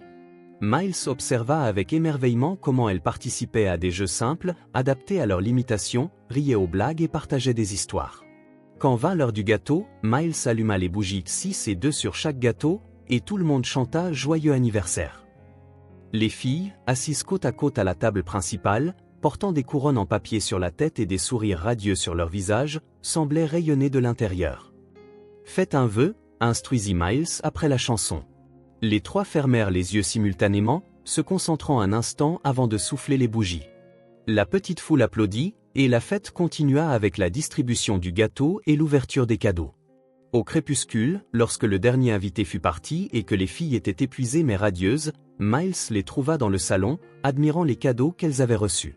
Ils étaient peu nombreux comparés à ce que beaucoup d'enfants recevaient. Mais pour celles qui n'avaient jamais eu de fête d'anniversaire auparavant, chaque paquet était un trésor. « Vous avez aimé la fête ?» demanda-t-il en s'asseyant sur le canapé à côté d'elle.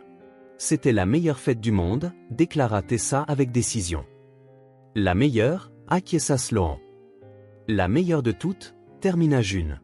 Miles sourit, ressentant une plénitude qu'il n'avait éprouvée que quelques fois dans sa vie. Quand Ellie était née, quand il avait tenu ses petites mains lors de ses premiers pas, quand les triplés l'avaient appelé papa pour la première fois. Sloan se leva soudain, marchant vers lui avec une expression sérieuse. Sans dire un mot, elle le serra dans ses bras, un câlin serré et plein de sens.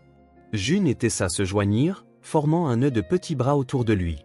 « Papa », commença Sloan, sa voix douce mais ferme, « merci de nous avoir choisis. »« Tu nous as rendues heureuses », ajouta Tessa, ses mots étonnamment clairs et confiants. « Maintenant, nous voulons prendre soin de toi aussi », compléta June, aussi sérieuse que toujours. Miles sentit son cœur se dilater dans sa poitrine, comme s'il ne pouvait contenir tout l'amour qu'il ressentait. Ces 3 filles, qui étaient entrées dans sa vie alors qu'il croyait ne plus jamais ressentir de joie complète, étaient devenues son monde entier. « Vous prenez déjà soin de moi », répondit-il, la voix épaisse d'émotion. Chaque jour. Ils restèrent ainsi un long moment, enlacés sur le canapé du salon, unis par quelque chose de bien plus fort que les liens du sang.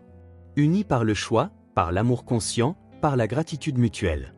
Ce fut June qui rompit finalement le silence. Nous avons un cadeau pour toi. Miles cligna des yeux, surpris. Pour moi? Mais aujourd'hui, c'est votre anniversaire. C'est un cadeau spécial, expliqua Sloan en se levant pour récupérer quelque chose de caché derrière le canapé. C'était un petit paquet emballé dans du papier coloré, clairement emballé par les filles elles-mêmes, avec du ruban adhésif en angles étranges et un nœud de travers, mais plein de soin. Miles l'ouvrit délicatement, préservant le papier qui représentait tant d'efforts. À l'intérieur se trouvait un simple cadre en bois, peint en 3 couleurs, rouge, bleu et jaune. Et à l'intérieur, une photographie que Sarah, la kinésithérapeute, avait prise quelques semaines plus tôt. Miles assis sur l'herbe dans le jardin avec les 3 filles autour de lui, tous souriant à l'appareil photo, leurs visages éclairés par le soleil. Une famille. C'est pour mettre à côté de celle d'Ellie, expliqua June en montrant l'étagère où la photo de la première fille de Miles restait à sa place d'honneur. Miles déglutit, se levant avec le nouveau cadre entre les mains. Il se dirigea vers l'étagère, les filles le suivant de près. D'une main tremblante, il plaça la nouvelle photo à côté de l'ancienne. Passé et présent, douleur et guérison, perte et retrouvailles. L'abat-jour papillon qu'Ellie avait choisi tant d'années auparavant brillait toujours, aussi vivement que toujours. Mais maintenant, sa douce lumière semblait différente à Miles. Ce n'était plus seulement un mémorial, une flamme maintenue vivante en l'honneur de quelqu'un qui était parti. C'était un symbole de continuité, d'un amour sans fin, seulement en transformation. L'abat-jour du salon restait allumé, mais illuminant maintenant l'amour qui demeurait. « Nous sommes une famille », dit-il doucement, les mots presque une prière. « Pour toujours », répondirent les triplés à l'unisson, leur petite voix remplie de certitude. Et à cet instant, sous la douce lumière de l'abat-jour papillon, devant les 2 photographies qui racontaient l'histoire de son cœur, Miles sut qu'il était enfin entier. Si cette histoire vous a touché, abonnez-vous à la chaîne et activez les notifications pour ne pas manquer les prochaines. Laissez un j'aime, car cela aide cette histoire à être recommandée à plus de personnes. À la prochaine.